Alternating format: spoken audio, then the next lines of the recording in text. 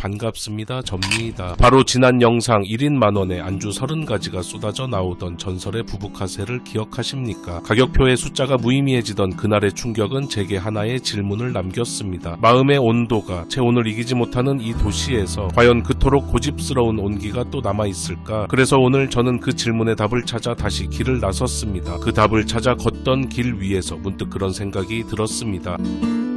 나이를 먹는다는 것은 어쩌면 예측 가능한 것들과 익숙해지는 과정일지도 모릅니다. 알람이 울리기 5분 전 저절로 눈이 떠지는 아침처럼 월급날 통장에 찍히는 숫자의 범위도 진하게 마신 다음날의 숙취의 깊이도 이제는 놀라울 것 하나 없는 삶의 상수값이 되어버렸습니다. 그래서 우리는 가끔, 아니 어쩌면 매일 밤 정해진 각본 없는 날것의 무언가에 목말라 합니다. 오늘의 다음이 궁금해지는 술자리, 예측 불가능한 내일 같은 안주, 그런 무모하지만 간절한 기대를 품고 수많은 밤에 기억과 희로애락이 묵묵히 스며있는 그 길 창동의 한 골목을 걷고 있었습니다. 여느 때와 같은 익숙한 풍경이지만 오늘따라 저 골목의 불빛이 마치 비밀스러운 초대장처럼 느껴졌습니다. 언젠가 한 번은 이곳에 정갈하다는 백반한상을 받아보고 싶어 마음속 지도에 점 찍어두었던 해바라기라는 이름, 바쁜 일상에 밀려 잠시 잊었던 그곳을 문득 다시 검색해 보았습니다. 그리 길지 않은 시간이었음에도 화면 속의 그곳은 밥집의 순박한 얼굴 대신 하루의 고단함을 깊은 술 한 잔에 녹여낼 줄 아는 자들만이 그 진가를 알아볼 법한 묵직한 내공의 술집으로 전혀 다른 옷을 입고 서 있었습니다. 메뉴판은 무의미합니다. 애써 고민할 필요도 없습니다. 저의 다이어트와 미래만 고민하면 될 뿐. 메뉴판에는 4개의 숫자가 적혀 있을 뿐 안주의 이름은 어디에도 없습니다. 고독한 혼술객을 위한 든든한 동반자가 되어줄 13,000원. 이 집의 진면목을 엿볼 수 있는 가장 표준적인 관문인 20,000원. 조금 더 깊은 신뢰를 표하는 이들을 위한 35,000원. 그리고 오늘 밤 이모님의 모든 것을 맛보겠다는 호방한 선언과도 같은 50,000원. 이것은 그저 가격표가 아니라 오늘 밤의 여정을 어떤 깊이로 떠날 것인지를 묻는 4개의 문이었습니다. 우리는 잠시 고민했습니다. 혼술이 아니기에 우리의 여정은 20,000원의 문부터 시작될 터. 이 집의 내공을 가늠하기 위한 첫 방문이라면 그 시작으로는 20,000원이 가장 정직하지 않겠는가. 그렇게 우리는 이모카세 1인 20,000원이라는 일종의 출사표와도 같은 주문을 던졌으며 지금부터 나오는 안주는 3인 기준입니다. 그렇게 우리의 주문은 단순한 거래를 넘어 하나의 약속이 되었습니다. 홀로 주방을 지키는 사장님의 손맛에 오늘 밤 나의 모든 미각과 주흥을 온전히 위탁하는 조금은 비장하기까지 한 약속 말입니다. 며칠 전 지인이 전화 한 통으로 오늘 밤의 술자리를 예약했습니다. 소란스러운 여느 술집과 달리 주인장의 숨결과 음식이 만들어지는 소리에 더 집중할 수 있는 아늑한 카운터석, 옆 사람과 어깨를 살짝 부딪히며 술잔을 기울여야 하는 그 정겨운 거리가 오히려 오늘 밤의 술맛을 더욱 깊게 만들어줄 것임을 직감했습니다. 자리에 앉자 이모님은 군더더기 없는 동작으로 기본 안주 5종을 올려주십니다. 진짜 맛집은 화려한 메인 요리가 아닌 말없이 내어주는 작은 반찬에서부터 그 내공이 드러나는 법입니다. 짭짤한 장조림에서는 시간과 정성이라는 가장 정직한 기본기를, 간과 풍미가 제대로 느껴졌던 나물, 그리고 아삭하고 신선한 샐러드까지 재료 본연의 맛을 존중하는 손길을 느낄 수 있었습니다. 이 접시들은 단순한 음식을 넘어 오늘 밤 편안히 즐기시라는 이모님의 따뜻한 환영 인사였습니다. 덕분에 손님과 주인 사이에 보이지 않던 경계심은 허물어지고 앞으로 나올 모든 요리를 기꺼이 맞이할 마음의 준비가 끝났습니다. 이 4가지 맛의 파편이 혀에 닿는 순간순간마다 흩어져 있던 예감들이 하나의 확신으로 또렷해졌습니다. 오늘 밤 이모님의 손끝에서는 아주 긴 이야기가 펼쳐질 것이고 나는 진짜를 만났다는 것을, 이성의 마지막 끈을 필사적으로 붙잡고 뜨끈한 흰쌀밥 한 공기를 외치려는 본능을 억누른 것은 오직 앞으로 들어올 미지의 술과 안주를 위해 위장의 공간을 한 뼘이라도 더 남겨둬야 한다는 한 사람의 주정뱅이로서의 처절한 사명감 때문이었습니다. 본격적인 이모카세의 서막, 그 첫 페이지는 서늘한 기품을 머금은 오독오독한 전복회였습니다. 솔직히 고백하건대 저는 본디 차가운 전복회와 그리 친하지 않습니다. 바다가 남긴 날것의 비릿함보다는 찜이나 구이처럼 불과 만나 뜨겁게 농축된 감칠맛의 복잡 미묘함을 사랑하는 쪽입니다. 하지만 이건 어디까지나 제 개인의 편협한 취향일 뿐 오늘 밤 펼쳐질 미지의 만찬에 대한 이모님의 첫 번째 질문으로는 더할 나위 없이 훌륭했습니다. 곧이어 나온 두 번째 접시, 가을의 정기를 품은 새우찜에서부터 이 무대의 진짜 저력이 드러나기 시작했습니다. 녹진하다 못해 끈적한 생명력이 응축된 대가리를 한입 빨아들이는 순간 입안에서는 올 한해 서해의 가을 바다가 통째로 폭발했습니다. 혀에 감기는 진한 내장의 고소함과 탱글하게 터지는 새우살의 달큰한 감칠맛은 방금 전 전복회가 던졌던 서늘한 물음표를 뜨겁고도 강렬한 느낌표로 단숨에 바꿔놓았습니다. 그리고 세 번째 접시가 등장하기 전 저는 잠시 숨을 멈췄습니다. 주방 저편에서 들려오는 서걱서걱 일정하고도 자신감 넘치는 칼질 소리 때문이었습니다. 이모님은 마치 성스러운 의식을 치르듯 묵직하고 포스전은 칼을 들고 김이 모락모락 피어오르는 거대한 고깃덩이를 거침없이 썰어내고 있었습니다. 마침내 우리 앞에 놓인 수육 한 접시. 이건 작품이었고 이 집의 뚝심을 보여주는 가장 묵직한 선언이었습니다. 잡내 하나 없이 반들반들 윤기가 흐르는 지방과 촉촉한 살코기가 완벽한 황금 비율로 붙어 한 점 집어드는 순간부터 그 야들야들함이 젓가락 끝으로 전해져 왔습니다. 입안에 넣자마자 혀 위에서 녹아내리듯 퍼지는 값싼 고소함이 아닌 묵직하고도 깊은 풍미가 진하게 흐릅니다. 하지만 진짜 주인공은 아직 등장하지 않았습니다. 바로 그 옆에 마치 명배우처럼 수줍게 곁들여진 이 김치입니다. 빛깔부터가 예사롭지 않았습니다. 이건 단순히 시고 매운맛이 아니었습니다. 어린 시절 외갓집 마당 한편의 땅속 깊은 곳에서 긴 겨울을 나고 세상 밖으로 막 꺼내온 듯 시간과 자연만이 만들어낼 수 있는 깊고 알싸한 발효의 향, 그 아련한 기억의 맛이었습니다. 그리고 마침내 이 두 주인공이 만나는 순간 잘 삶아진 수육 한 점 위에 시간의 맛이 담긴 김치 한 조각을 올려 입안으로 가져갔습니다. 부드러운 지방의 고소함이 먼저 혀를 감싸고 뒤이어 김치의 청량한 산미와 깊은 감칠맛이 터져 나오며 느끼함 따위는 흔적도 없이 지워버립니다. 이것은 잊고 지냈던 기억이고 돌아갈 수 없는 시간에 대한 추억이며 가슴 시린 그리움이었습니다. 이 한 방의 묵직한 스트레이트 펀치는 머릿속의 모든 잡념과 하루의 피로를 날려버리고 오직 맛의 원초적인 감동만이 영혼에 가득 차오르게 했습니다. KO. 이것은 세상에서 가장 기분 좋은 KO였습니다. 수육과 김치가 남긴 감동의 KO 펀치에서 간신히 정신을 차릴 무렵 쉴 틈도 없이 주방 쪽에서 지글거리는 정겨운 소리가 들려왔습니다. 이건 반칙입니다. 한국인의 유전자 깊숙이 각인된 고소한 기름과 계란물이 만나 익어가는 그 냄새, 그 원초적인 위안의 향기가 먼저 코끝을 사정없이 공격해왔습니다. 이윽고 뜨거운 숨을 헐떡이며 우리 앞에 당도한 것은 명절의 기억을 강제로 소환하는 알록달록한 꼬치전과 향기로운 깻잎전이었습니다. 이건 맛이 없을 수가 없습니다. 젓가락으로 집어드는 순간부터 손끝으로 전해져 오는 갓 부쳐낸 전의 뜨거운 생명력, 한입 베어무니 촉촉하게 익은 고기소의 맛과 향긋한 깻잎의 향이 입안에서 그야말로 폭죽처럼 터져 나왔습니다. 그리고 고운 빛깔의 꼬치전, 초딩 입맛 저격하는 붉은 맛살과 햄, 노란 계란, 그리고 초록빛 야채가 만들어내는 저 정직하고도 아름다운 색의 조화. 이건 맛이 없을 수가 없습니다. 단순히 맛있는 것을 넘어 이 뜨거운 전 한 조각에는 특별한 다정함이 있었습니다. 효율과 계산으로 차갑게 식어버린 마음에 온 가족이 둘러앉았던 어린 시절 명절의 아랫목처럼 따뜻한 군부를 지펴주는 듯한 그런 위안이었습니다. 전이 남긴 따스한 온기와 명절의 추억에 잠시 마음이 노곤해질 무렵 이모님은 그걸 용납하지 않겠다는 듯 전혀 다른 결의 접시를 내어왔습니다. 식탁의 분위기를 단숨에 장악하는 윤기가 자르르 흐르는 강렬한 붉은빛. 이건 그저 또 하나의 안주가 아니었습니다. 잔잔해지려는 술자리의 심지에 다시 불을 붙이는 화끈한 도화선이었습니다. 오동통하게 살이 오른 튼실한 낙지가 보기만 해도 입에 침이 고이는 매콤달콤한 양념 속에서 아삭한 채소들과 뒤엉켜 그야말로 한판의 붉은 춤을 추고 있었습니다. 한 점 집어 입에 넣는 순간 잠시 평화로웠던 혀의 감각이 번쩍하고 깨어났습니다. 처음에는 기분 좋은 달큰함이 먼저 반겨주다가 뒤이어 캡사이신의 인공적인 통증이 아닌 잘 숙성된 고추장의 깊고 칼칼한 매운맛이 파도처럼 밀려옵니다. 질겅거림 따위는 조금도 없이 쫄깃하고 탱글하게 씹히는 낙지의 완벽한 식감은 또 어떻고요. 이건 조용히 음미하라는 뜻이 아니었습니다. 자, 이제부터 진짜 시작이니 잔을 채우시오 하는 이모님만의 가장 화끈하고도 다정한 독려였습니다. 넉넉하게 담아낸 양은 단순히 배를 채우라는 의미가 아니었습니다. 이 화끈한 맛을 무기 삼아 술 한 병을 더 비워내라는 격려이자 이 밤이 아직 한참 남았음을 알려주는 응원이었습니다. 이 낙지볶음의 양념엔 이모님 손맛의 정수가 그대로 응축되어 있었습니다. 흰쌀밥을 부르는 마성의 맛, 머릿속에서는 당장이라도 이모님 밥 한 공기